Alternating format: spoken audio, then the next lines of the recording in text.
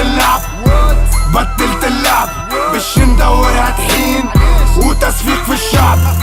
فما شكون يقول لك كي مشى فلان وفلتان فرغت، لا ماهيش هذيك راه، ويجيب في العبيد خليهم يقولوا اللي يحبوا عليه، يقول لك انا اول عبد عملت كذا وانا ما قبلي حد وما بعدي حد. بعد هذاك الرابور يتعدى يتفرض مهما كان، ينجم يكون هو من حقه يطير كيما نجم يكون هو معفط. في آخر ظهور ليه على بودكاست ورشة الأصوات، نيترو تراكس فتح النار على الساحة التونسية بدون أسماء مباشرة، لكن الجمهور فهم بسرعة شكون المقصود. بعد ما لمح إنه الميديا هي اللي صنعت بعض النجوم، كثير من الفانز اعتبروا إنه الكلام كان موجه مباشرة لسامارا وإيالي، خاصة مع طريقة الحديث على الترند والانتشار. أما أكثر تصريح أثار الجدل وقت اللي قال إنه هو المرجع في الراب التونسي. تصريحات قسمة الجمهور بين اللي شافه يتكلم بثقة لأنه من الجيل المؤسس، وبين اللي قال إنه الساحة أكبر من أنها تختصر في اسم واحد فقط. السؤال توا، هل فعلا إن الميديا لعبت الدور الأكبر في نجاح بعض الرابر، ولا الأرقام والجمهور هو اللي فرضوهم على الساحة؟